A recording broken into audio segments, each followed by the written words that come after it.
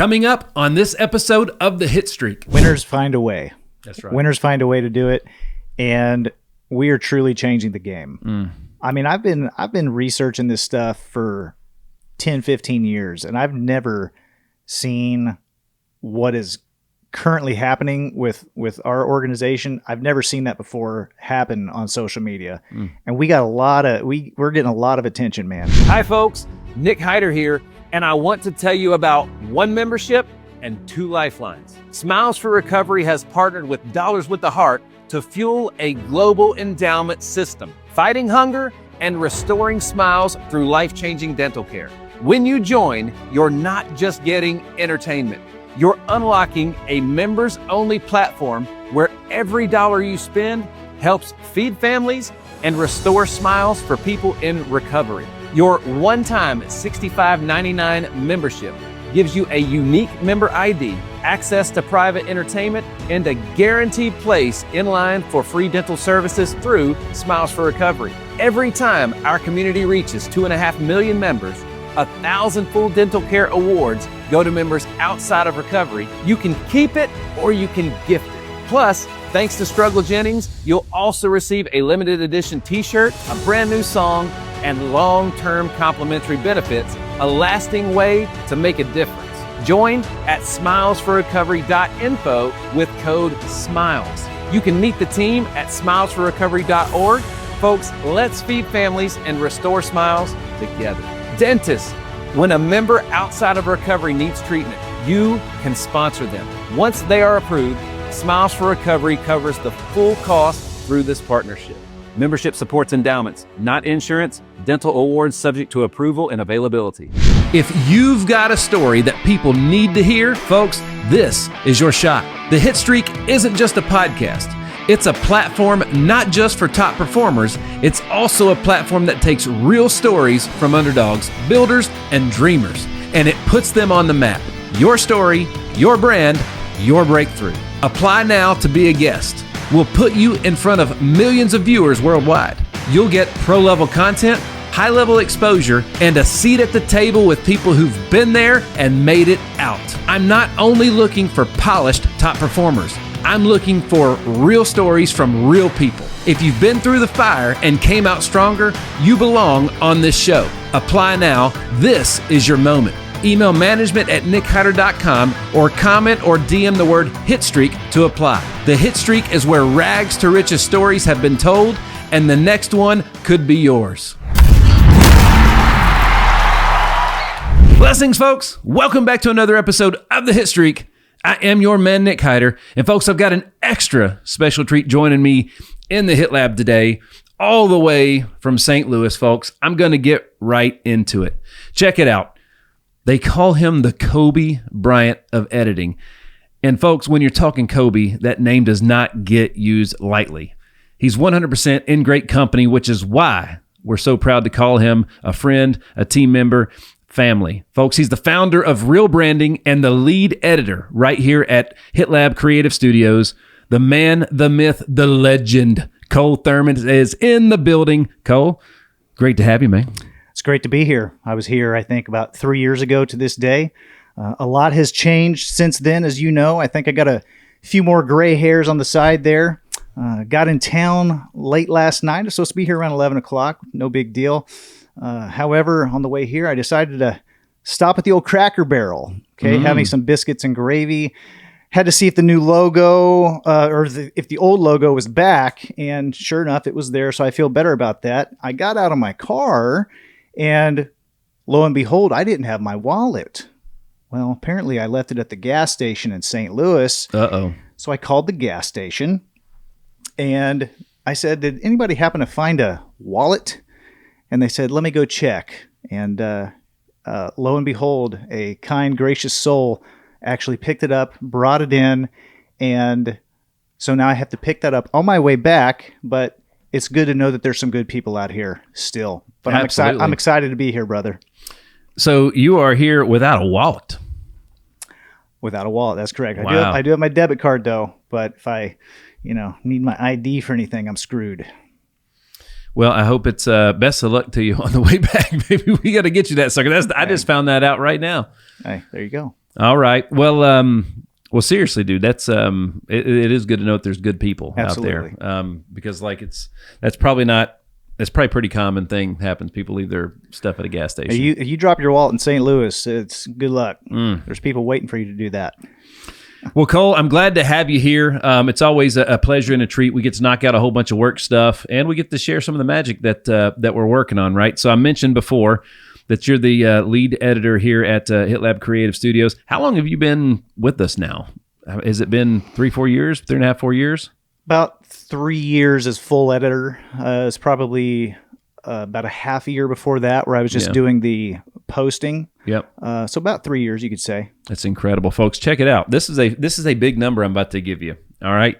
So the HitLab Creative team is we're on pace to hit 50,000 posted short form clips on ours and our clients' social media profiles. 50,000 distributed short form clips posted on their platforms in 2025, and Cole is the mastermind behind everything that happens once the record button has been hit to stop. It's incredible. That's a lot of clips. But what we've been doing here specifically at the HitLab is we're always on the cutting edge. We're always seeing what works, what doesn't work, and here recently, for a while now, we've been really modeling what we do after the big companies, the billion-dollar companies, billion-dollar media companies. That's right. As they say, success leaves clues. So if it's working for them, why in the world would you not apply all that media? It's all media. It's all it is. Well, what is social media? It's just a different form of media. So why in the world would we do anything different than, NBC, ABC, Netflix? So that's really, really changed the game for us. Absolutely. Well, if you think about how all how does all media monetize, whether it's cinema, TV, radio, any type of shoot, even print, man, they all monetize. They all have similar monetization factors. They all have certain things in common. And the thing that really stood out to us that we figured out last year is that one of the things we were doing wrong is what most people are doing, what everybody's really doing wrong for the most part, is they're only posting new content on social media. And I didn't know that there was an unwritten rule that you couldn't post something on Instagram that wasn't brand new. Exactly. So when you hear that, I'm sure a lot of people freaked out when they heard 50,000 clips. That is a lot of clips. How are we able to do that? Well, again, going back to the big media companies. Okay, if you're on TBS, TNT, guys, they are playing the same shows over and over and over again. Why? Because they're popular, because they work. The same thing applies here to your social media. When you hear 50,000 clips, a lot of those are the reruns. And the question that I would ask everyone is if something worked one time on social media, that's called a clue. Why would you not run that over and over and over again? And we've done this with you, Nick, several times. Some of your big hits. And to be honest, the second time I post a clip, I always kind of think to myself, was that just a fluke? Was it did something crazy happen? But every single time, like clockwork, if a video did really well one time, it does well every single time. Isn't that crazy? And the crazy part is when you go to those analytics and you see who viewed that video, it's almost over 90% of the people that viewed that video are non-followers. Yeah. So a lot of people think when they post the same clip over and over again, I don't want to spam my people. I don't want to bombard them. The majority of your stuff is going to non-followers. And that's how you pick up those new followers. That's how you get all that new attention. Yeah, I mean, right now as we sit today, my Instagram got 67,000 followers on it. We could post the same clip 10 times, and the chances of all 66 or 67,000, whatever it is, people seeing it is slim to none, that all of them would see it. If you post it 10 times, maybe 35 or 40,000 will see it, but there's still, a third of them that may not or will not. Right. And so I think, we're definitely overthinking it all the time. You mentioned like how long ago was Friends shot? How long ago? Like 25 years, give or take. Yeah. Boy, they're making ad dollars on that show right now. Absolutely. on multiple Right. on multiple platforms, on multiple channels, on multiple networks. So how we were able to do that is we basically broke down where's the like all media is made to advertise to you create media for it's an investment for a return, right? And if you think about when you're creating content or any type of digital media, where's the majority of the expense in content creation? Is it in the creation part of it or the distribution part of it? Yeah. I mean, you got to get the stuff out there. And we post a lot of ads because we've really been into that a lot lately. Mm-hmm. And again, in this new world that we live in where everyone's a little bit kind of ADD, it takes people a really, really long time before. Give me that figure again, Nick. What is it? How many touches over 30 days, roughly? It's about 32 touches over like 22 to 23 days. 32 digital touches over 22 to 23 days before somebody becomes like a lead or will have a two-way conversation. Yeah. So you really have to hammer people over the head. And again, working with clients, a lot of the times they do feel like they are repeating themselves. And again, if you have a good message or a product or service, you should be repeating yourself a lot.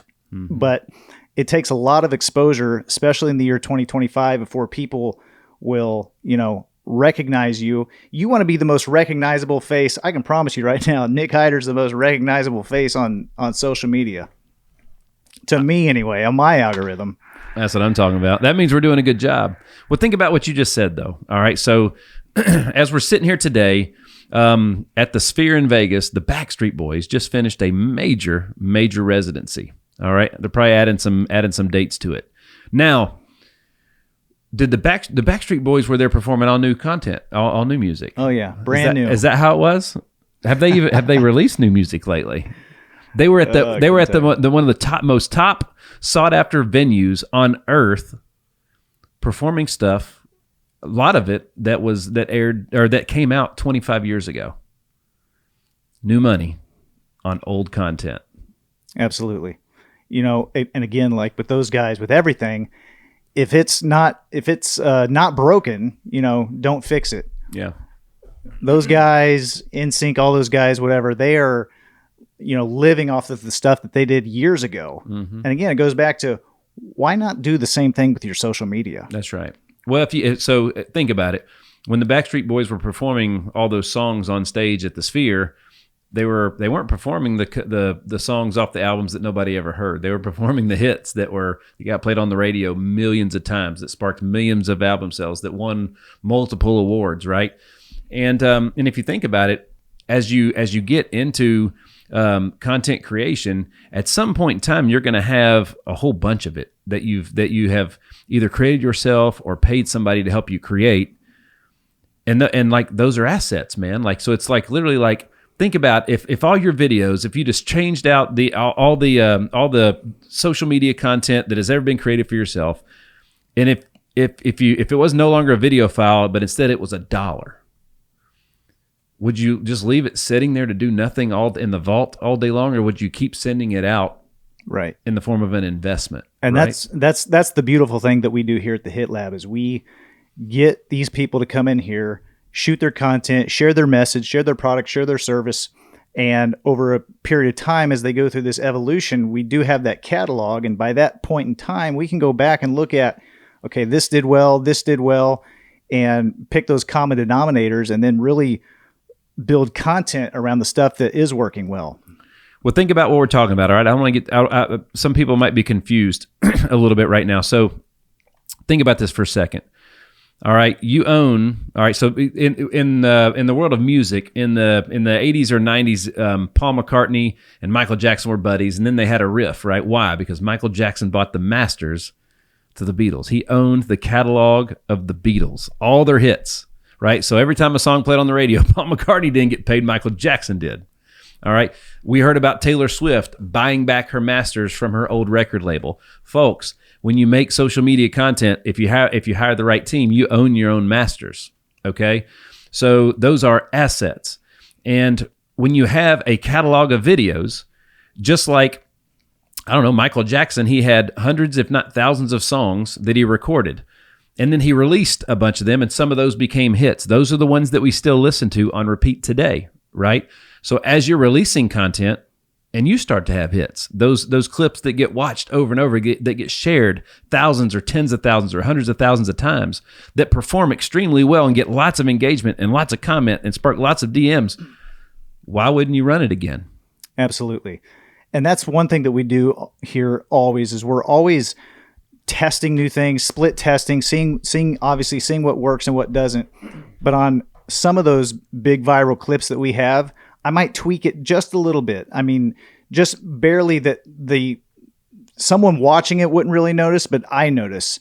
And then with that slight little tweak, we can see, did this perform better? Did that perform better? Well, maybe this version of it got 10,000 less views. Okay, well, let's not do that again. But if it got, 2,000 more views, okay, well, it's not that many, but what is 2,000 people? That's a lot of people. That could be a future client or customer of yours. They all add up. Absolutely. They all add up. And, at the end of the day, man, so think about it. You say, well, why, if it was a hit, why would you tweak it? Well, it's called, like, how many times, my family, anytime the band Toto comes to town, we usually go catch them. We saw them a few weeks ago. And it's so cool because, their hits, they might play a different arrangement of that hit. They'll tweak it a little bit. The guitar solo might go a little bit longer. They might add a few bars, or they might do an acoustic version. We've all seen that, where you do an acoustic version of a song that might have been real rockin' before, or something like that, right? So again, think about it. As an editor, you can do the same stuff, right? But I know that it's that keynote that I did at Liberty High School, of all places, with their baseball team. Every time we post, there's about 3 or 4 things that I said in that keynote, and in the 2 keynotes. I say the same things on a lot of these things, but every time that we post them, they go nuts.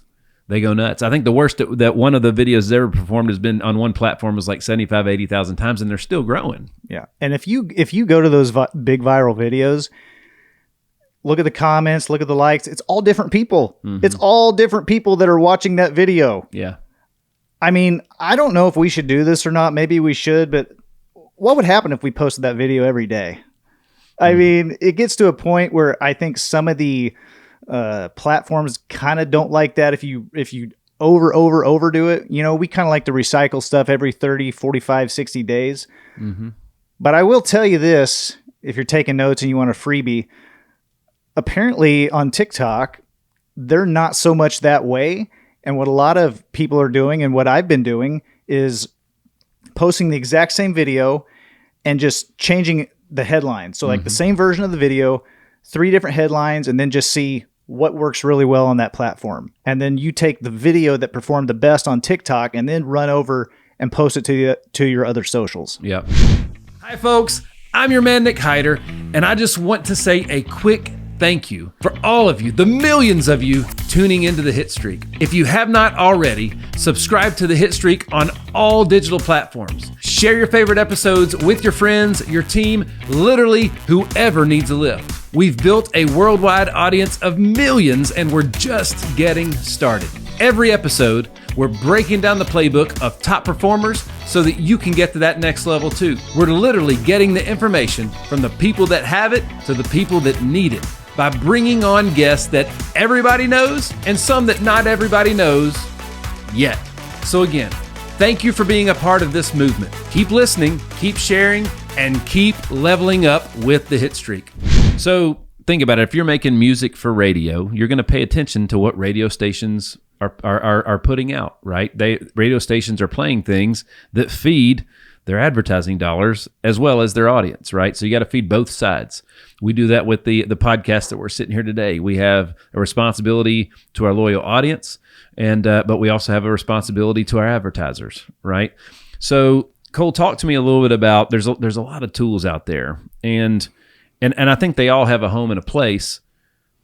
But like one of the biggest questions I get asked about is, even from people that are going to be working with us, or even my son, because Ethan, you help him out a lot behind the scenes. He edits all of his own clips and stuff. That's something I wanted him to learn to do. Right, it's a great skill.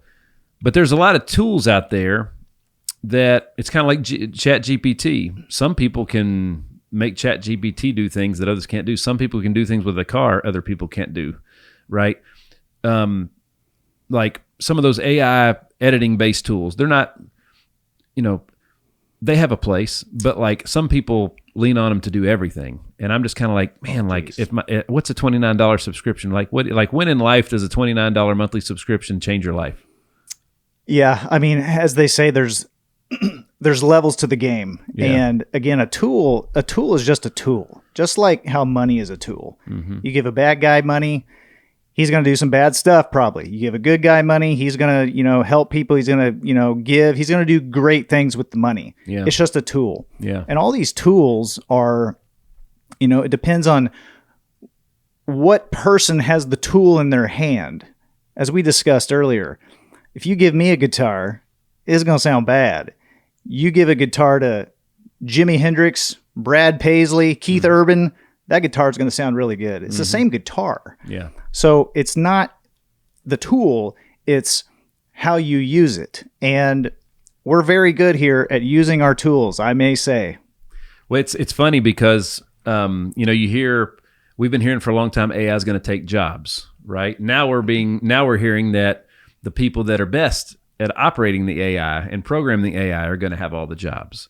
Okay, well, the same could be said about like media agencies, advertising agencies, commercial agencies, editors for social media. The people that can use the tools and program the tools to get the most out of the tools the best are the ones that are going to have all the jobs. I mean, can I be frank?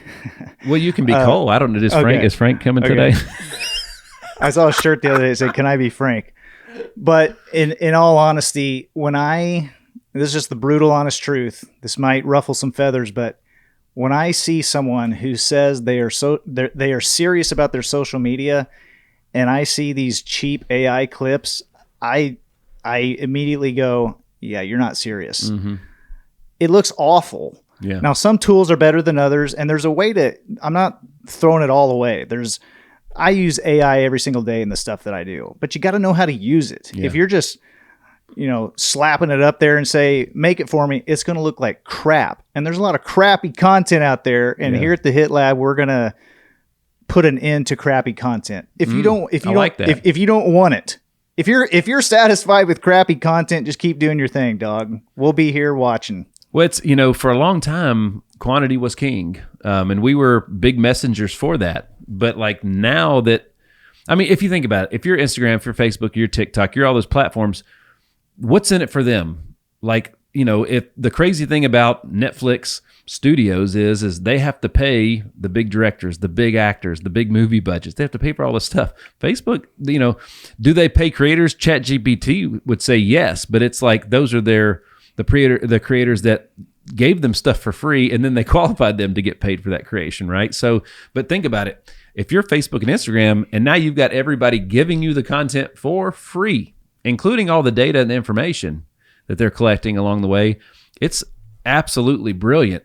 And now that they have so much content being thrown into their systems on a daily basis, now they can start to let the cream rise. They can actually, when you hear about all the algorithms and stuff changing all the time, I think the first layer, I could be wrong, prove me wrong, that'd be cool. But I think that the first layer of algorithm decisions that they're making when they're reprogramming those things is based on the quantity that people are dumping into the system because they want it to rise to the top. Cole, check this out. I liked posts, not because I like them. I like them so I can go find them later. Mm-hmm. Because they disappear. We've all had it done. There's a clip that we're like, oh yeah, that's great. And we accidentally, instead of hitting like, we accidentally scroll up or something, or we refresh and it's gone. And you can never find it again. It's happened to all of us, right? So like I like, save, share, and repost a lot of times so I can just go find something that I might want to show my wife or Ethan or something like that. So like old heads like me might use the like, not because we like it, but to go to archive it and to be able to go find it. but at the same time, like, well, what do you think about that? How do you do that? I don't know if I've ever asked you that before. How do you when you like stuff? Is it because you like it, or is that like what's the? So I have a fake Instagram account, and this is before I knew you could save the video, or maybe before that feature even came out. I have a fake Instagram account that when I see a video, I send it to my fake Instagram account, so it's there. So anytime I see content ideas or something funny occasionally, I'll send it to that account, and if I want to go back to it, I open my messenger or my inbox, and I just go to that account, and that's where I store all my stuff. But you were talking about, quantity, quality. We've been having that conversation for 5-10 years. And we're putting out a lot of clips, and we got the quantity. So when someone asks, quantity versus quality, why not both? There you go. Why not both? There you go.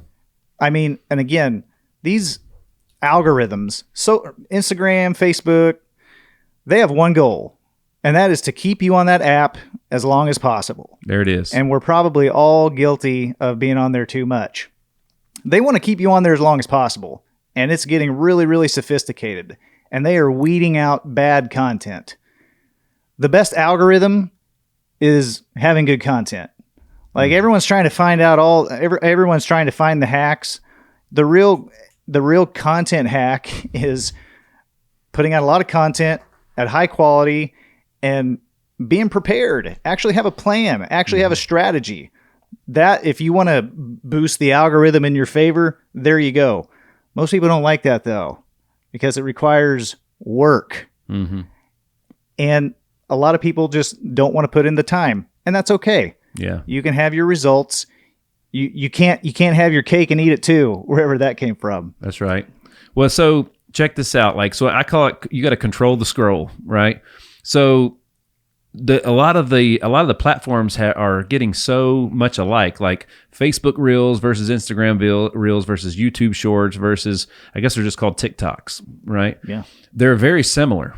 As a matter of fact, they're pretty much the same. Just the little buttons on the right side are just a little different on the action items you can take on it.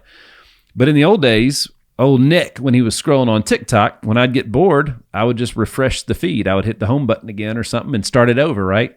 Well, now I don't do that. Now I change platforms. When TikTok bores me, then I go check out Instagram. Then I go check out Facebook and then YouTube. So like at the end of the day, if you're Instagram, they start to notice those things, right? So because the platforms are getting so much alike. So for me, like when we owned nightclubs and I used to DJ all the time, the rule was every third song you had to bring people to the dance floor because then they would leave. But also every third song you had to push them to the bar to buy another drink because you're there to make money, but they're there to have a good time, and you got to get them to do both. So if you keep on the dance floor all night long, you don't make no money.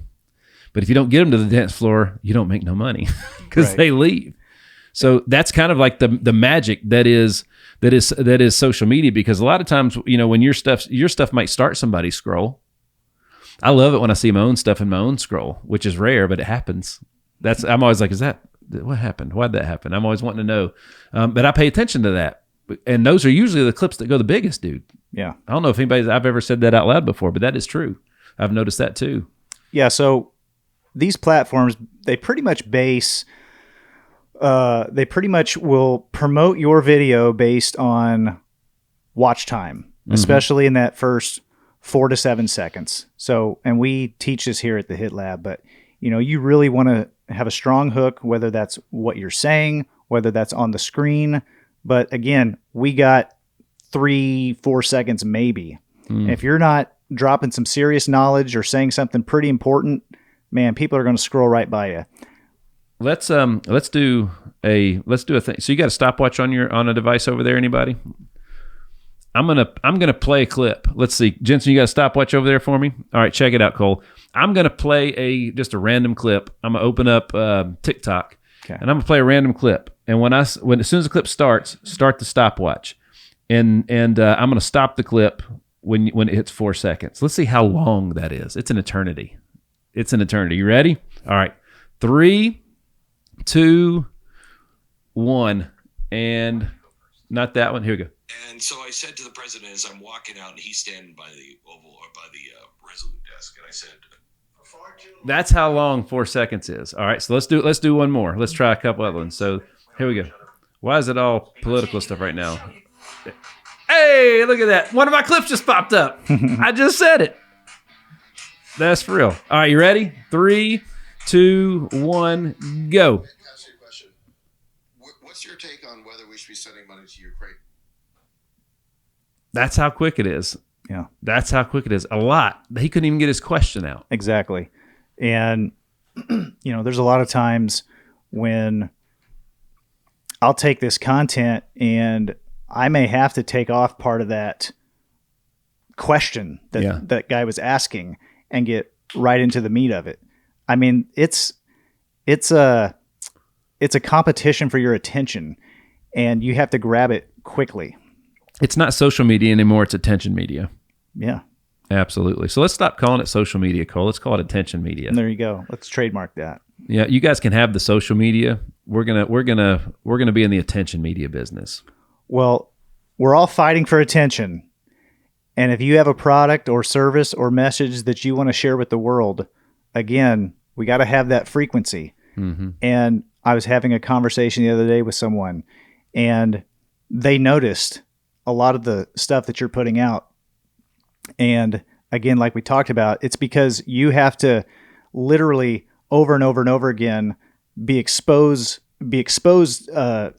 yourself to people, because at the end of the day, we got Rhiannon with life insurance, we got the payment processing. Mm-hmm. I mean, someone may not need payment processing today, but if they need it next month, I mean, in my mind, there's only one person to call. Yeah. And that's how it should be. Yeah. You want to be the only person that people are thinking about when it comes to a particular industry. Facts. That's why we call him Kobe around here. That's why we call him Kobe. So, all right, Cole, I want to get into a little bit of the magical brain that's inside that head of yours for a second. All right. So we all have things that we do better than other things. Okay. I have strengths. I have weaknesses. When I'm able to spend all day only working on my strengths, and I have people that support me that are working on all my weaknesses, it's usually a good day, and a lot of good comes from that, right? What makes you Kobe is you have a knack for finding a hit, right? You're knowing what a hit is when you see it. All right. So in the music business, publishers, they have all these writers writing all these songs, and the publisher needs to know a hit when they see it so they can take it to the artist or the record label, right? So you're kind of like the publisher, right? I'm the writer. We're all doing the songwriting here. We upload it to the drive, and now the publisher's got to create it to make it something that's radio ready. Right? Yes. So what do you pay attention to? Go ahead. Yeah. I mean, when I'm going through content, I'm not thinking about what's going to make you look cool. I'm not thinking about anything other than the person on the other side of that screen. What would they want to see? So I'm constantly putting myself in their shoes, and what would a person like me want to see? Mm-hmm. What would a 38-year-old entrepreneur want to see? So I'm constantly thinking about what do they want to see, not so much focusing on us. And yeah, man, when you're watching videos, just like the baseball video that went viral, the speech, mm-hmm. you were given that speech at the beginning. You said, sit up. Yeah. As soon as I saw that, I said, that's it. Mm-hmm. That's the hook. That's it.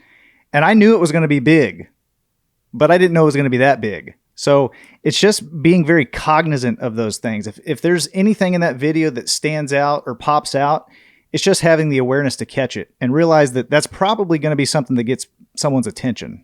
And you never know what's going to come from. That was literally like, it was a keynote speech at a local, unbelievable high school, talking to their baseball program, their baseball players and their coaching staff and whatnot. Something I did for free. And, to support the program, my buddy Justin Curtis is the assistant coach there, former teammate. And they just got a great thing going over there. The coaching staff's incredible. But like something that I did in a 60-second keynote to some high school age kids, has been because we've reran it over and over and over again, but we're talking tens of millions of times total combined. That's something that I did talking about, and it's crazy too, the feedback that you see on that stuff with all the it's about 70% support, and then 30% we'll just say Karenized. Yeah. If you can find that balance, and you can't do it every time, but if you can ever find that balance of somewhat controversial and, mostly good, but there's just a little bit in there, those absolutely do the best every single time. And those are the things that we talk about here at HitLab when we're strategizing with our partners. Taylor Ammons, give you a shout out, buddy. We did a video with him where he was reading his haters' comments. Mm-hmm. I promise you right now, if you're listening to this, if you're watching or listening, and you put out a lot of content and you get a bunch of flack, you get a bunch of hate for no reason whatsoever, literally go through your hater comments and read them out loud. Mm-hmm. Do you remember the Jimmy Kimmel mean tweets? Yeah. I don't even like Jimmy Kimmel, but I love that segment. Yeah. Those are awesome. Go through that. There's so many content ideas that we can help you with here. Yeah, absolutely. And check it out. Like, we talk about building the catalog of all of the footage of all the clips so that you can have those hits. Think about it, man. Hulu owns enough licensing. They have access to enough licensing to content that they're not playing stuff that wasn't a hit ever. Not one time are they playing something. It's either new or it's a hit. It's the same thing with, the social media. Like if they put out a garbage movie on Hulu, they're not going to keep playing that and posting that if no one watched it. Again, Netflix, they're just like social media. They want you to stay on Netflix. Yeah, they even recommend the next thing to watch, right? So exactly. You don't leave. So think about that, folks. If you go, I love, we talked about the Backstreet Boys earlier. And my favorite band is the Eagles. Well, if you go to here an Eagles concert, they're only playing their hits. I tell you what, I went to a George Strait concert about 2 years ago, and I was like, we're going to listen to some George Strait hits. Mm-hmm. And we did. But something was going on with him that night. About every third song, he would say, well, I wrote this song when I was at a honky tonk and no one's ever heard it before, but I'm going to play it for you anyway. And it was just like, I don't want to hear that. George, I came for the classics. Yeah. Are you ready to take your brand digital? At HitLab Creative, we don't just make content. We build your digital foundation from the ground up. So whether you're launching a podcast, creating scroll-stopping social media content, or building a website that actually converts, we connect all the dots. Podcast production, CRM systems, content strategy, data analytics, branding, it's all under one roof. Because in today's world, content without strategy, it's just noise. And you're here to make an impact. So if you're ready to launch smarter, grow faster, and create with a purpose, it's time to team up with the HitLab. Visit hitlabstudio.com/studio-time and let's build something that lasts. Because the HitLab is where digital strategy meets data-driven content creation. In case nobody knows, the direction that I'm going with my content is I'm going to, and look, I've been doing this for like 5 years. We've got so much footage that's never seen the light of day. And one of the things that we are going to do is we're going to start to resurface some of those things, but check this out. Not too far in the distant future, because of the way that we're building out all of my social media, to literally monetize like its own a true media company, right? With advertising, everything else in there, it's only going to be new content and hits. That's it. New content and hits. And it'll be about 20 to 30% new. And then everything else was a big old hit, just like that keynote we're talking about. I will have accumulated enough hits at that time that when I go out on tour and you come see me in concert, when you go to Nick's Instagram to see him in concert, all the songs I'm going to be playing is going to be hits or brand spanking new, right? So like my son, everybody that says they don't like Nickelback, stop lying, right? Ethan and I have figured that out. And their concert was dynamite, by the way. It was phenomenal. And the cool thing is like, when you go see them, it's usually, their tour is usually centered around an album release where they're going to play new songs off the album, usually the singles that are going to come out, and then all the hits they had on their albums prior. Think about that. If you have enough digital content, why would you not position it that way? I mean, at the end of the day, your goal with your social media is to what? It's to make money. It's to drive sales, unless you're not in that and you just want to, post cat videos or whatever. But you're posting to get a result. Otherwise, you have a really expensive hobby that's costing you money or just a whole bunch of time. So if you know what works, if you know this video worked, same reason Backstreet Boys do the same thing, because people pay them money to hear that. They're not paying money to hear anything else. Works with them, works with the big dogs. Same thing with social media. Exact same thing. And it's crazy too, because we mentioned going to see Toto. Dude, there was only one original member left, two kind of with the singer, even though he was like the third singer.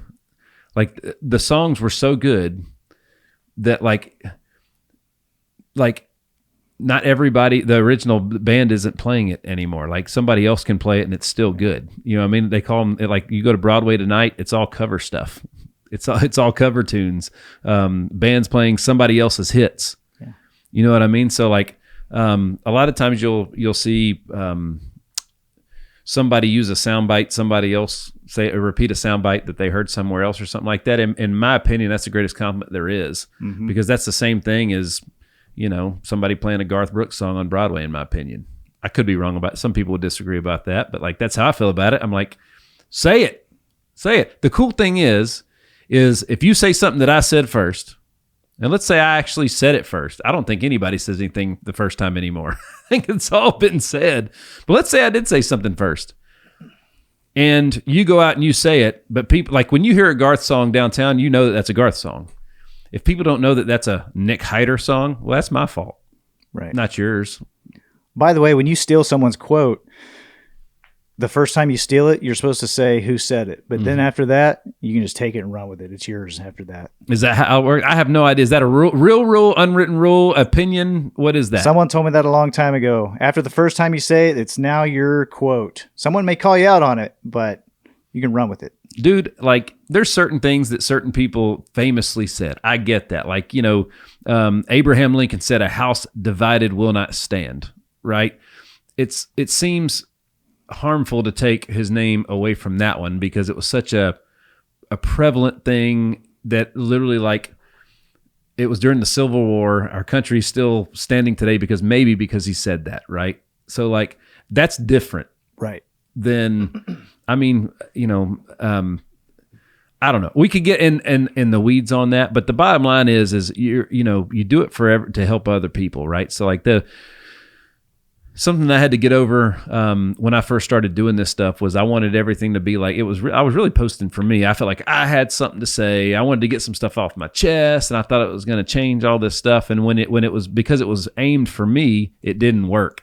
When I actually had Netflix don't make movies because they're like, we want to make this movie. They make it so you'll watch it, so you'll buy it or buy the subscription or whatever it is. All this is like, I think the biggest mistakes, Cole, that we help people with when it comes to their social media is you said it before. If you're not doing it for a return, it's a really expensive hobby.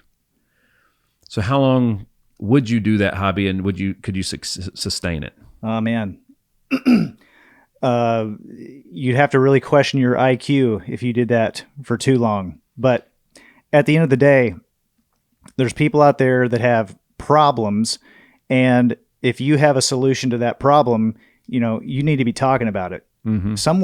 If someone's problem is bad enough, they will pay any amount of money to fix that problem. And that's one of the great things that we do here is when we're working with clients, we really help them identify who exactly they are talking to. Mm-hmm. We got a client that, works with travel baseball, and he knows specifically who he's talking to. And guess what? His audience is huge. Mm-hmm. They know when they go to his page, it's going to be travel baseball and everything along those lines. It's not off in the weeds. And that's what too many people do also. And it's not to say that you shouldn't try stuff, but there's so many people out there. It's like 1 week I'm doing this, 1 week I don't know what you're doing, dude. You're confusing people. Yeah. And in all fairness, we were there for, a few years ago. Yeah. We were still trying to figure things out, but we've really honed in on what we're doing, what we're about. And, you know, at the end of the day, I said this the other day on a clip, I think, but people lie and numbers don't. And if you look at our numbers, they're going in the right direction. Yeah. I mean, we have people, you showed me your email inbox. There are so many people that are trying to get on this podcast and advertise on this podcast. Dude, we could do 4 straight hours of ads. Like you can only throw so many ads in there, and we're cramming it in. So, you know, future 2 podcasts a week, 3. I mean, the sky's the limit, really. I don't think you can have. I don't think there is a such thing as too much. And here's my philosophy on that. So, Cole, when you're not too much, I'm not too much of more of a senior on you, right? So, when I was a kid, at midnight, the TV turned off, meaning like it went white. They played the national anthem.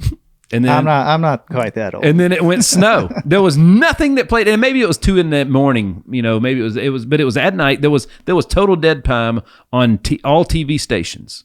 All right, this is before cable. All right, somebody was just like, you know, if we put something on during that time, you think anybody'd watch it?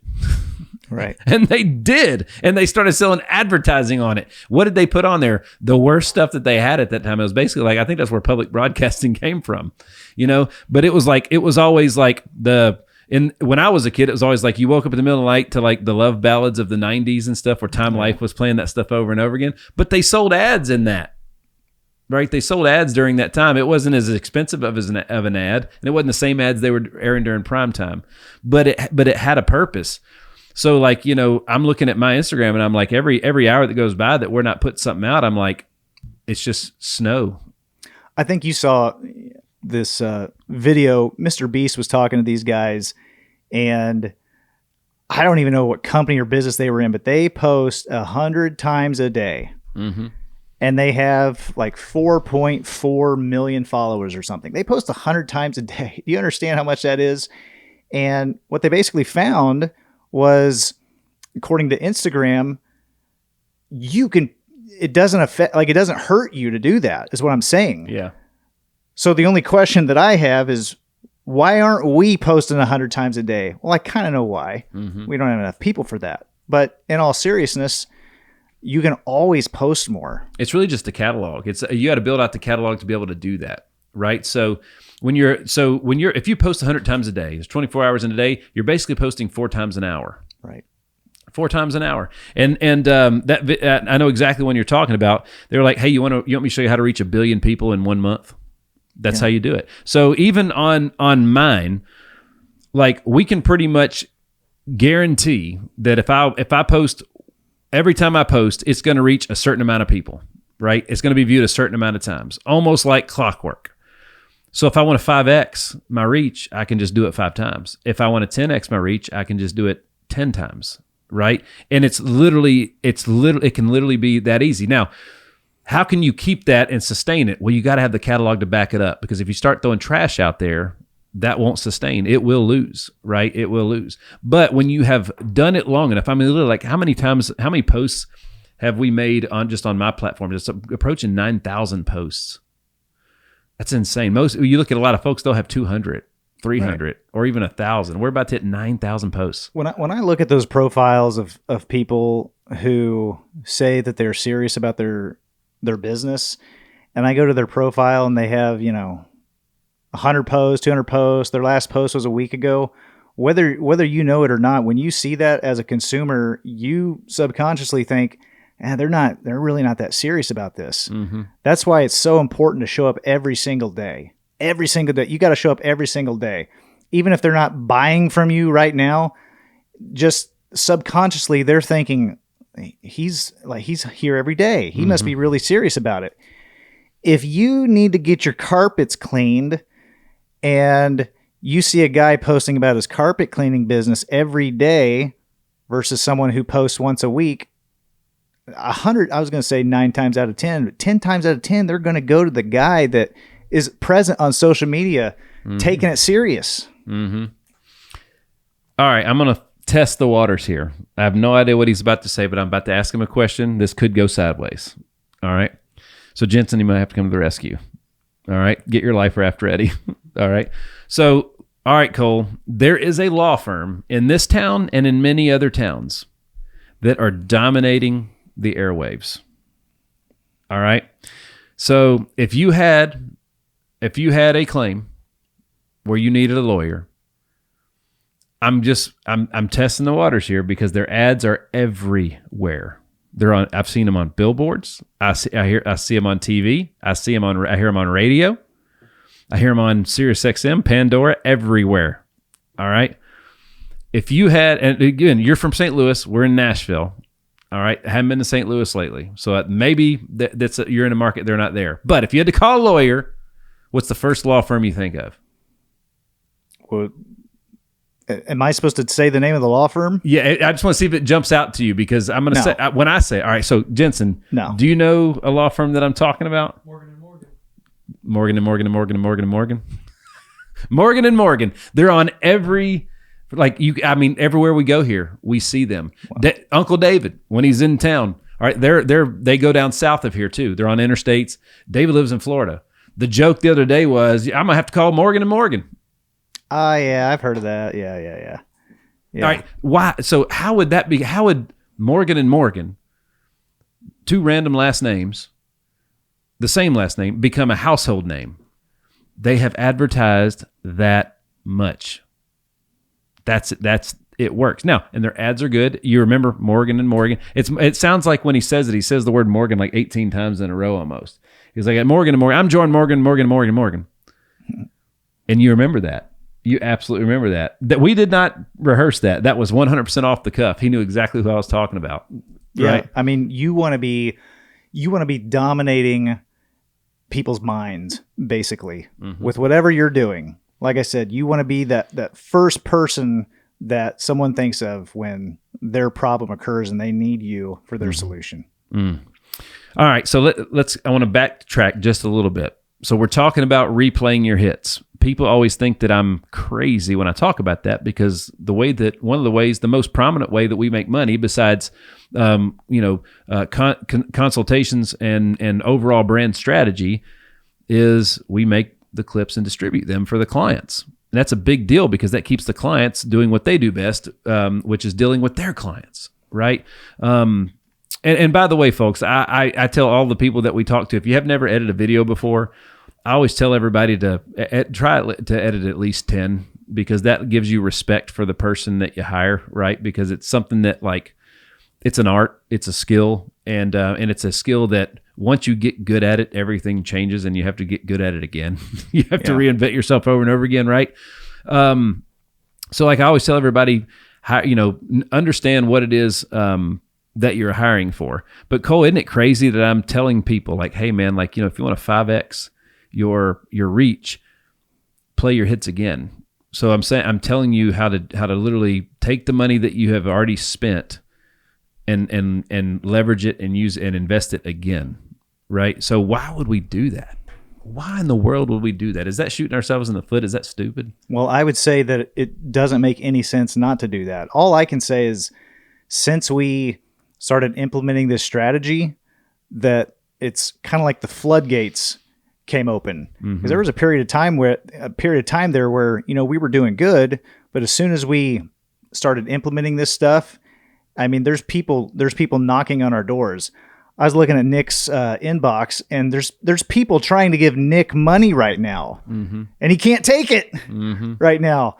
But that's how many people are wanting to work with us to be on this show. So it's absolutely working. And again, the proof is in the pudding. Yeah. Again, people lie, numbers don't. This is exploding. And if you ain't doing it, you're crazy, in my opinion. Are you ready to transform your business and unlock new revenue streams? At Processing First, we empower our partners with cutting-edge payment solutions and unparalleled support. We're more than just a one-size-fits-all payment processor. We're relationship-driven. By leveraging our extensive network of banking partners, we match you with the ideal bank to ensure that you receive the most competitive rates and deliver an exceptional experience for both you and your customers. Join a network that values transparency, efficiency, and growth.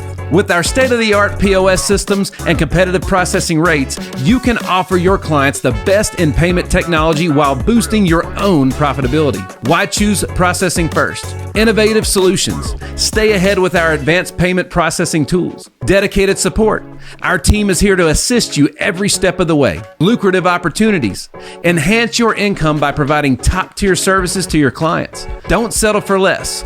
Partner with Processing First and take your business to the next level. Visit processingfirst.com to learn more and join our growing community of successful partners. Folks, we just figured this stuff out. So like some of the hardest parts of what we're doing is when we figure these things out, like we organized 5 years worth of footage. I mean, we're talking terabytes and terabytes and terabytes and terabytes. Just on my phone, Cole, you asked this earlier. Let's just see. On my phone, I have 52,921 items on my camera roll. Dude, you got me beat, and I'm a video editor. I try to get my stuff over to Dropbox or Google Drive as fast as possible because I get sick of looking at it. Yeah, dude, it's pretty. I can find stuff in there, believe it or not. I can find stuff in there. It's kind of crazy, but it's going back and finding stuff from 3 years ago and making sure that we can locate it when we need to. It's just like some of the posts that do really, really well is when you show Fat Nick and the new Nick, not Fat Nick, right? Well, guess what? We had to go back and find all the Fat Nick footage, right? And it wasn't always organized. Dude, let's be real with them for a minute. All right, we've been working together for a few years now, and what we're doing right now is great. It's phenomenal. And honestly, folks, you hadn't seen anything yet. Okay. And then between the rest, like as we're sitting here today, the date is September 9th. Between now and the end of the year, we're going to launch 4 other show or recurring content series, a couple of live ones and everything else in the fourth quarter. You're going to see clips from that Cole's going to be handling that are from all the things. And we're going to be using those same clips for promotional items to promote the upcoming lives or recurring content series. But like, dude, there's been some really, really hard times. We've been to war. We've had some battles, that's for sure. But that's why I got to say, this old boy right here, old Jensen over here in the corner, you can't see him on the camera, but he's doing a great job. Seen a lot of people come and go in that position. And, it's not that we, just try to find reasons to run people out, but we have things at a standard here. Mm-hmm. And, it's a business. There's going to be some ups and downs. There's going to be some hard conversations. And at the end of the day, that's called growth. Mm-hmm. Someone told me a long time ago, those are called growing pains. That's right. They hurt. But no, man, we've been through war together, mm-hmm. and it's been fun. And I think it's important that people know, I tell a lot of folks when I'm talking to them about why they should work with this, over the last 5 years, I've spent 5 years and over $1 million to learn what we know today. And I can tell you out of that $1 million, most of that, what I learned from that $1 million was what you don't do. Right. So that's how you learn a lot of the times, but it's so incredibly valuable. And I want to say this because this is so important. I mentioned 50,000 posted short form clips. Now this is all right. So check this out. That's what we're on pace to do. Cole, I know I could count them on one hand. I might be able to count them on one finger. How many times have we had to pull a clip once it went online?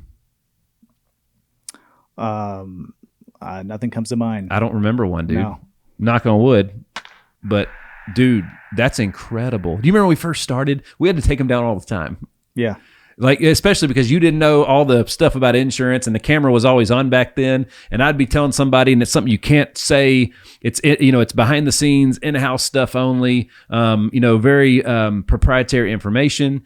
And it would hit the sound waves, and I'm like, oh my God, Cole, you gotta take that down. I'm gonna get screwed. You know what I mean? I'm gonna lose my license over this or something like that. Right. And like that used to happen all the time. And so 2 things that I want to point out right now. Not one time have we had to pull a clip that I can remember in 2025 this year, 9 months in, which is insane, bro. Yeah. All right, because we've made well over 30,000 posts online this year. All right.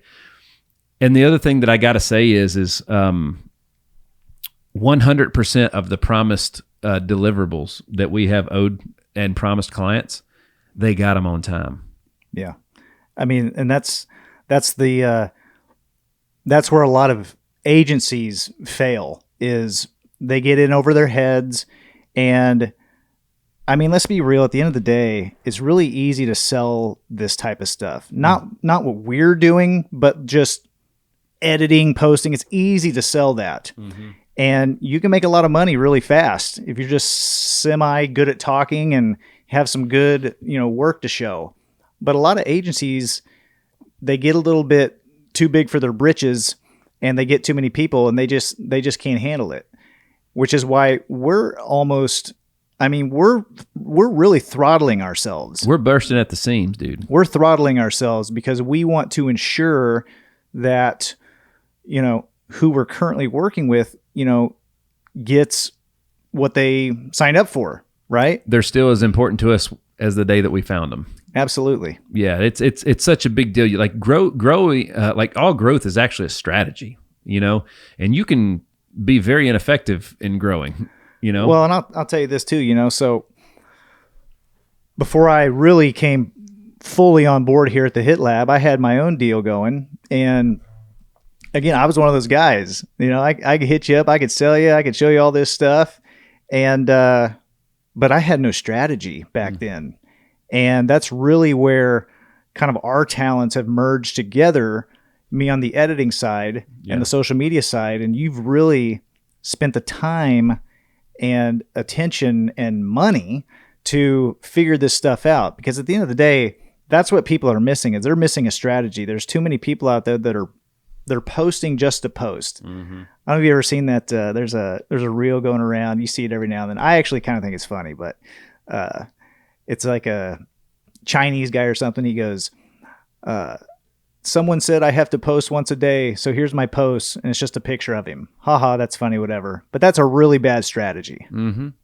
You have to have intentionality and purpose behind every clip. So let me take you, Nick Hyder, inside of my brain for a moment. So when I am making these clips for you and our clients, and I wasn't always like this, but you were, always reminded me about this. So when I'm making a clip, what is the intention and purpose of this clip? Is it to sell? Is it to sell something? Is it to get someone to sign up for something? Is it to get them to visit a website?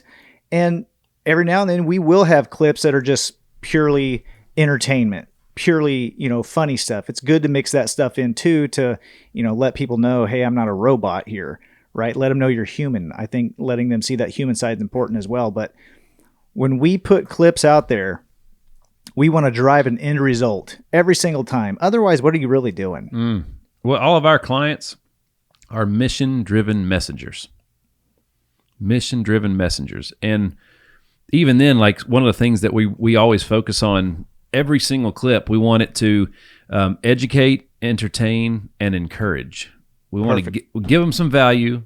It's got to be entertaining enough that they can finish it, right?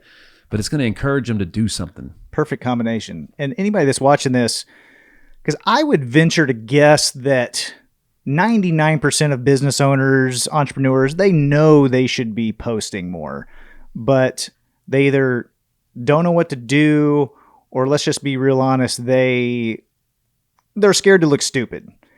And I understand that, but at the end of the day, this isn't about you, as we said. But if you are scared, if you are shy and all that stuff, we got the people here to coach you through that.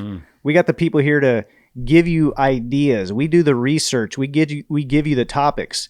If you start off on a video and you mumble and bumble, shoot, I started this podcast off, we had to restart it. Guess what? That's okay. Yeah. We're here to help you through that, coach you through that, and ultimately give you the result that you want, which is, hey, I'm posting all this social media content. If it's not making me money, what am I doing? All right, so let's talk about, again, the power of an agency, the right agency. All right, so I want to talk about the relationship that you have, because you're in St. Louis, right? We do a lot of that. We have clients all over the country, which is crazy, but you're in St. Louis, and the HitLab team is mostly in Nashville.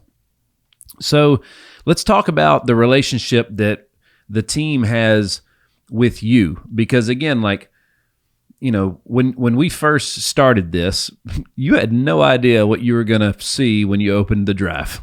Right. You had no idea. And you used to, like a lot of AI will scrub and scrape and say, here's what we think is best, right? And it's going to maybe right or wrong, and it's mostly based on how well you trained it. But you were the guy that had to watch it all, sit through and watch. As a matter of fact, dude, it was kind of cool because like when, you're working for some amazingly great people, and that, when they would say my name or talk about me behind the scenes or something like that, you would share that with me from time to time, which was kind of cool. And I'm sure that it went both ways, but I felt like I was a part of something when you would do that. It wasn't like we were doing anything ugly. It was like, hey man, check it out. Like, look, we're on the right track. It was a pat on the back that I needed because I didn't know. But like, talk to me about the relationship between the team here, because like you give us great feedback, like where the chair that you're sitting in right now. So if I'm sitting in the middle of the screen as you're looking at me right now, and when you're editing and you're not in the center on this other camera, well, how long does that add to the clip making process? It adds a little bit. It adds a little bit. It used to add a lot. However, Cole Thurman is continuing to level up the game. Let's go. And a lot of those little bumps and hurdles don't affect me as much now. But no, the relationship is awesome. It's everything that anybody could wish for. Every time my phone dings, every time my phone dings, my son goes, "Let me guess, that's Nick Hyder." And I go, "Oh no, that's Jensen." It used to be Nick Hyder. Yeah. But no, the relationships is great. And I am a FAR, so it does require more intentionality about communicating, because if you're not careful, people at a distance can kind of, not say forgotten, but kind of off to the side. But we're really good at communicating and streamlining our system. There's a lot that goes on, dude, because like, we're again, companies hire us to film advertisements for them. And that there's a script involved. There's certain types of B-roll and other types of footage besides what we're shooting that we're going to license or create ourselves and put in there. And like in a 60-second ad, literally like every frame, every second is intentional for these companies with the messaging and everything else. So like, could you imagine trying to make these ads if you didn't know those things on the front end, if you were just watching the footage and guessing? Like, how many targets would we actually hit? So like, and I think that's the biggest problem most people make is they hire an editor. I think that is one of the first people that you hire if you don't go straight to an agency. When you work with a HitLab, first thing you get is strategy and editing and distribution, because that's how you make more money, right? Keeps you in the field doing what you do best that draws revenue, that helps clients, right? And we're putting out things based on a strategy that shows your best, like your best highlights and all the great things that you do for people, and all the messaging that people need to hear from you to do business with you. But dude, it's for me like the disconnect between. I'll just put it this way: the moment we started shooting intentionally for you, it changed everything. That was when our results went through the roof, because we took all the guessing out of it. Because a lot of times you'd make something, we'd shoot it, and you'd make it, and it wouldn't be anything, the finished product wasn't anything like in my mind what I thought I was shooting. Most of the time it was better, but it just wasn't. Check this out, Jensen. You may or may not know this. All right, so do me a favor, pull up this is Cole's second time on the show. Do we know what episode, what guest were you? Do you remember? We're gonna find it real quick. 97.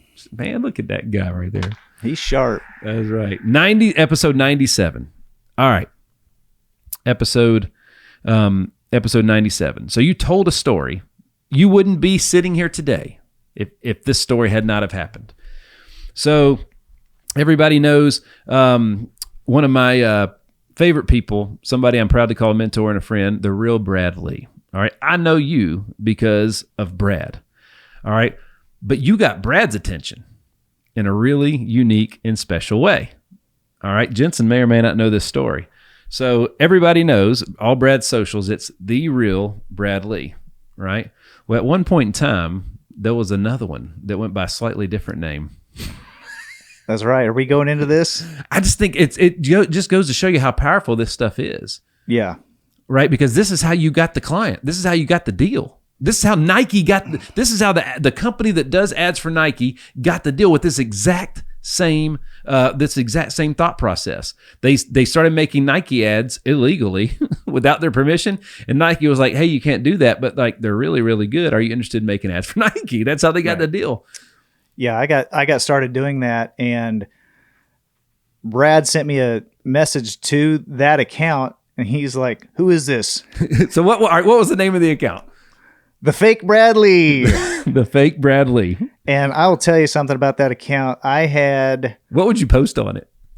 just pretty horrific memes, but they were all because Brad has had other imposters, but they were kind of like making them look bad. Mm-hmm. All my stuff was like the Dos Equis guy. It was just like making him, like glorifying him.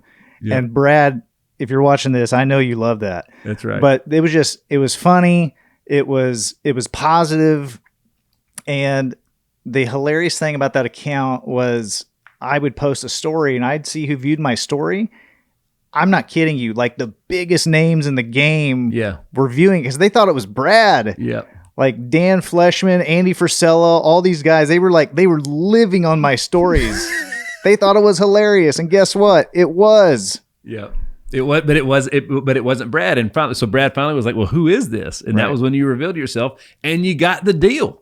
Yeah, you got the deal, right? So, again, that's how effective that this stuff can be when it's done right. Right. And there was some hilarious stuff that you did because Brad's famous thing when he opens up every episode is what it is, right? And Jensen, he would have like the panties it would say like the panties hit the floor right when Brad says what it is or something like that. You know what I mean? Like it was just I had one that said when you walk in on your wife and she's cheating on you with Brad Lee and all you can do is walk up and shake his hand. It was, dude, they were hilarious. That account got banned during the COVID area. I might have posted something inappropriate on there, but it was some. They were really cracking down on like right wing, like anything anti the woke agenda. They shut your account off. Yep, that was a lot of fun. Because back then, it was how many TikToks did you go through of his? He got so many banned TikToks accounts. I know he's on like the second or third one at least. Yeah, when I was doing that for him, I think we built one up to 300,000 that got banned. The second one got up to 450,000 that got banned, and then this last one I helped him get to I think 2.7 million followers. And it's not the real Bradley, it's the real. Maybe the real. Every time an account got banned, it was the real. Bradley. That's right. But if you're watching this, by the way, if you were to view Bradley's like top 20 most viewed videos, who made them? I'm not going to answer, but you can figure it out. I didn't say it, but you can figure it out. Hey, pardon this quick interruption, but it's a good one. You're listening to this ad right now, which means someone else could be listening to your ad in this exact spot. That's right. If you've got a business, a brand, a product, a podcast, or even just a message you want people to hear, you should be advertising right here on the Hitstreak. This is the moment, the placement, the audience, and you're already hearing how powerful it is. So don't just listen to ads, run one. Go to nickhyder.com/contact-me or click the link in the show notes to get started. Let's put your brand in the spotlight right where it belongs. Again, the stuff just works. And the biggest thing that we've figured out is it seemed like there was a universe of space between the camera guy, the talent, the editor, and then, and obviously getting it posted. And gosh, man, getting stuff posted is a challenge in itself, because you got to have access and punches and all these different things. It's getting to where we're at. When you look back, I'm so grateful for the journey, but I'm also like so driven, and I understand that like, dude, we're on the edge of something literally life-changing, game-changing for so many people. And I'm so excited about where it's going. Again, you can watch all this stuff unfold literally on all my stuff. If you want to know what we're going to do next for everybody else, just watch my stuff. That's the stuff that we're working on. And everything gets tested. Like we definitely use some AI tools just like everybody else does, but we're not leaning on the AI to do the job. Yeah. When I use AI, I use it for convenience purposes because it does a lot of stuff that can waste a lot of your time. But after that's made, then I go in there and I move things around and, do what I need to do to make the clip look good. But yeah, if you're still relying on cheap AI to make your stuff, don't call yourself a serious business person. Maybe you're on a budget right now. I'm not throwing shade or anything like that, but at the end of the day, if you want to reach the most people and help the most people, you really need to have a team in your corner. I agree with that. As we get towards the end of this episode, Cole, tell me a little bit about your home team. I'm looking at them right here on this picture. Oh, St. Louis Cardinals. Tell me a little bit about your home team. You got a big, well, you got more than one Y, and they come in small packages. The team on the picture. Yeah, right there. 5-year-old twins, 7-year-old oldest is my son, and they're going to be 6 and 8 here in probably 5 or 6 months or so. But yeah, man, they're my world, and it's amazing watching them grow up. You hate seeing them grow up, but you love seeing what they're becoming. That's right. It's the greatest gift, but dude, you're doing all this stuff. Again, why do I love Cole Thurman, the professional, so much? Well, again, I told you before, 50,000 posted clips on Pace 4 in 2025.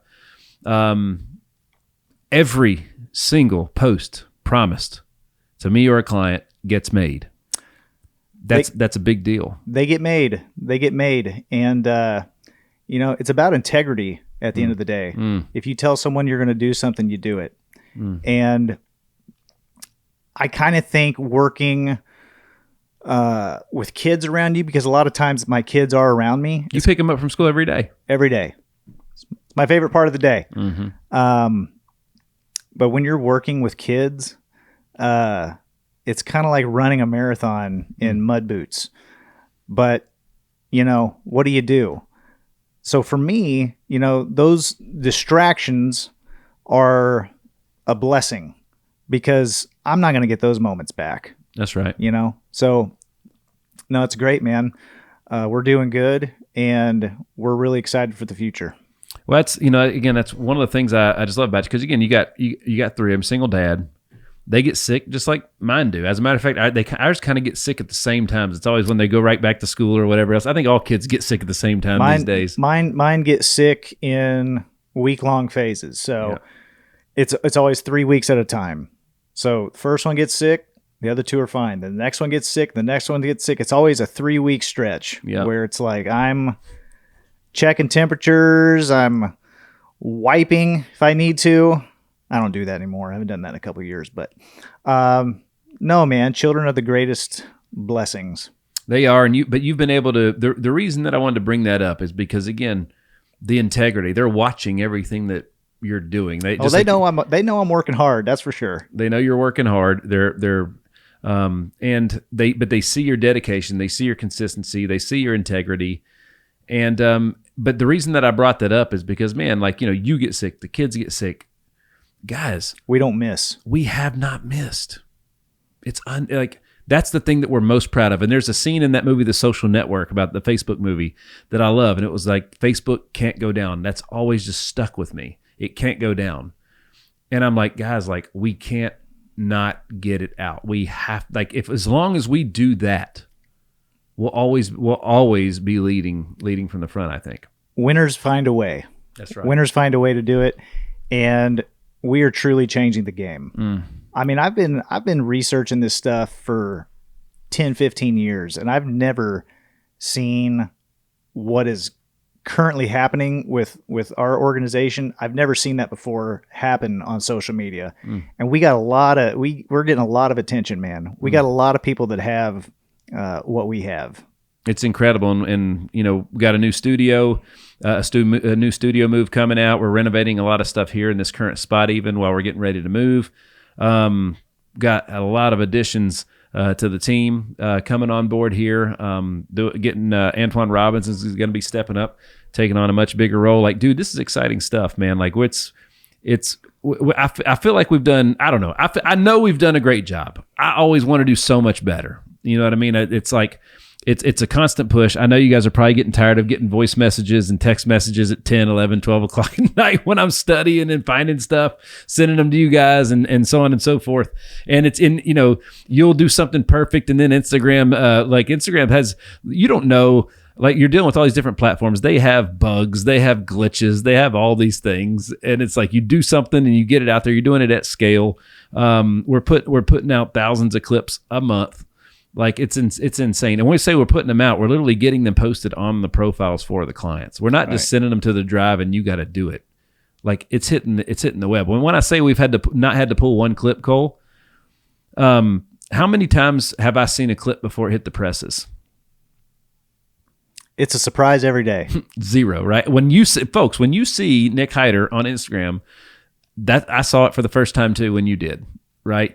And that used to be really scary. Yeah. Now it's exciting.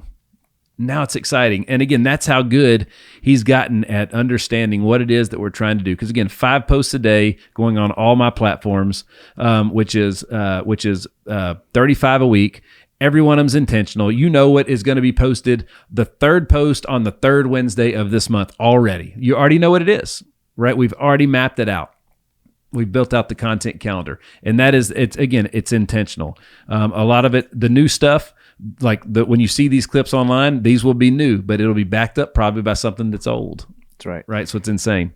I think the number one thing at the end of the day, most people know what they should be doing, and they don't have the strategy, and that's what separates what we're doing from everyone else. And I got to give kudos to you, Nick, because you've put in, I don't even want to know how many hours you put in researching this stuff and even in just thinking about it. And that's really the game changer. Because, I mean, you can go to Google and find, agencies are a dime a dozen. What are they doing? They're all doing the same thing. Yep. There's no strategy.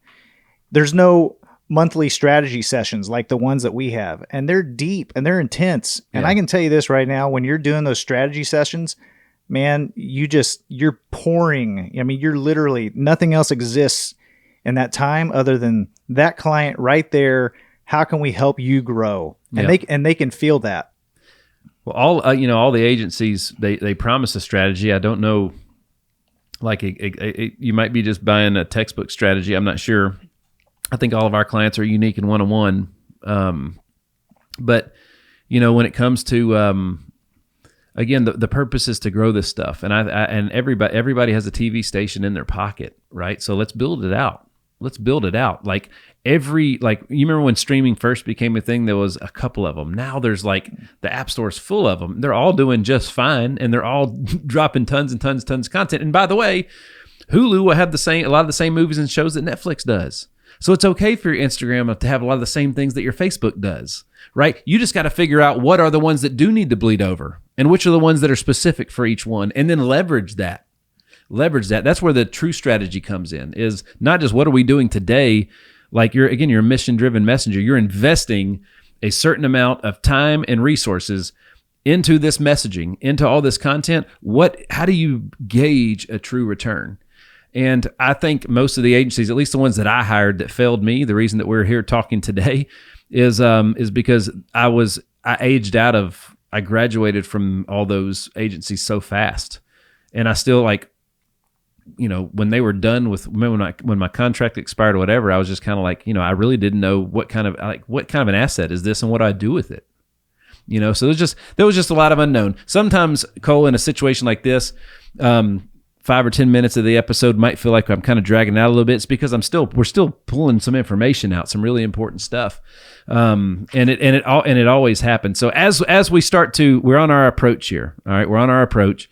We're about to land this episode, Cole.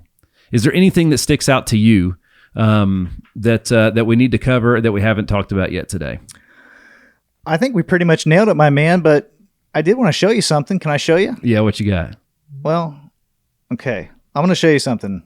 I don't know if you know this or not, but He's got his little black book. it's not Jeffrey's black book.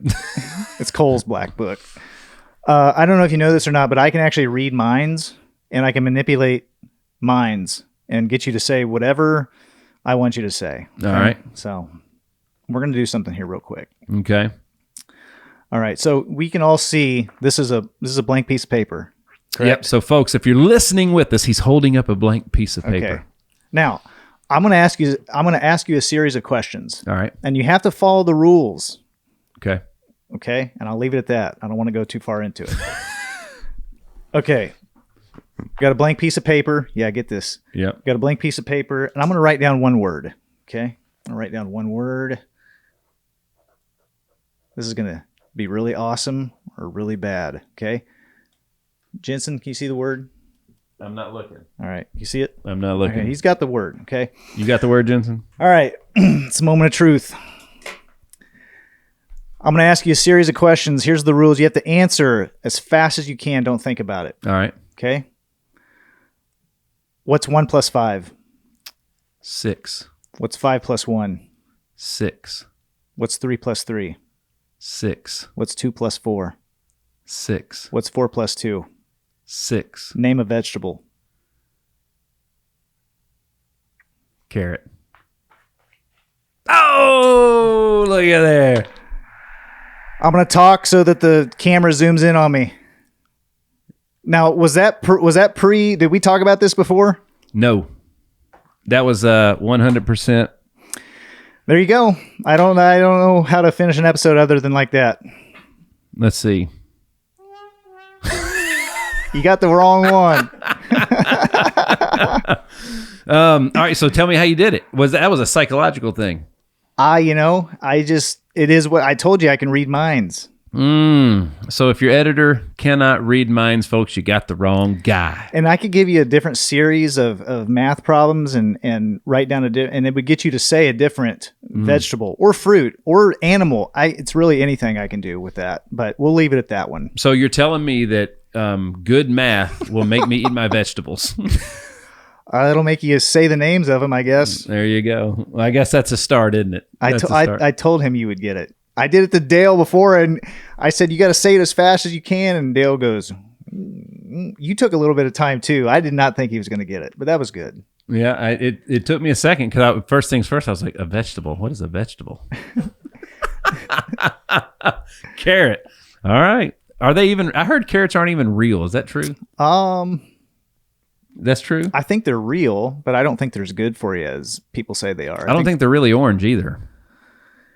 I don't know, man. They probably spray paint them orange on the truck from Argentina. Poor Bugs Bunny. Poor Jensen, guy. you are allowed to laugh out loud, son. He's over there like.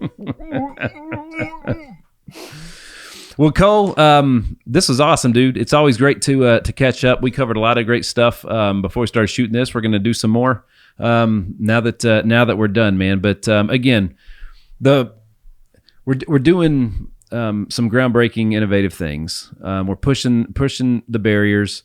We're towing the line. All those analogies.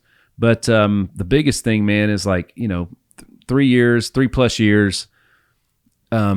Countless hours, days at this point, weeks at this point of time on the phones, working through stuff, figuring stuff out, beating things up. Why didn't it work? Oh, that one worked. Why did it work? How do we do it again? It's crazy. And even generations of staff and clients and stuff come and gone and everything else. It's crazy to look at where we're at now. I'm proud to call you a friend and a brother, man. It's been a wonderful experience. I'm grateful for you, your patience, your family. And I truly mean that, man. And again, my one of my missions in life, especially for you two guys sitting in here in this room, is both of you are extremely great at certain things, just like everybody, just like I am. I'm really great at certain things, and I want to be around people that bring those things out. And when I look at you guys, I just hope you can dream as big as I can. Because when I dream, I got you guys' names in my mouths.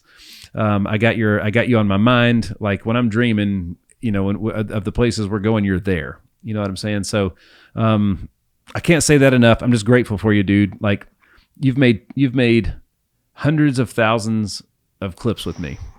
It hurts thinking about it. I'm just kidding. Hey man, I feel the exact same way. Feelings are mutual. We have a great thing going here, and the future's so bright. You're going to have to probably put those shades back on. Finding the right health plan can feel overwhelming, but it doesn't have to be. Backed by over 12 years of experience and more than 20 national and local awards, Team Hyder is here to help you navigate your options and choose a plan that fits your family's needs and your budget. So whether you're looking for individual coverage, family plans, or even Medicare options, Team Hyder brings expert guidance with heart. Visit teamhyder.com today to schedule your consultation and get the coverage that you deserve. All I know is, man, I'm grateful for your patience. I'm grateful because right when we get good at something, it's like, all right, now we got to do it better. You know what I mean? And it's not always fun to run headfirst into a storm. You know what I mean? Because you're going to get smashed. You're going to get hit. And that's what we've gotten good at, is just running face forward into that storm, because we run right through it. We get out faster, right? So we're going to keep doing it. We're going to keep creating greatness, and but more than anything, we're going to keep giving our clients. We're going to give a voice to our voices. We're going to keep bringing the best for our mission-driven messengers. Right? That's right. When you help enough other people, Zig Ziglar, when you help enough other people get what they want, you get everything you want. And we're helping a lot of people right now. Well, Cole, thanks for the hang today, man. I'm looking forward to part 3 already. Absolutely. Give me 3 years and I'll be ready. Actually, I'll drop this right now. The Cole Thurman show is going to be launching in January. I didn't tell you, I told him. So stay tuned for that. I'm going to be making several more trips to Nashville, Tennessee. Love it. Love it.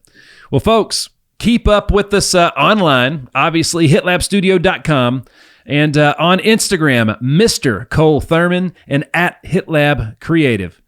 Folks, the lead editor right here at HitLab Creative Studios, the Kobe Bryant of video editing himself, the man Cole Thurman. Cole, thanks for the hang, baby. Hey, thank you. Folks, thanks so much for tuning in to another episode of The Hitstreak. I am your man, Nick Hyder. God bless.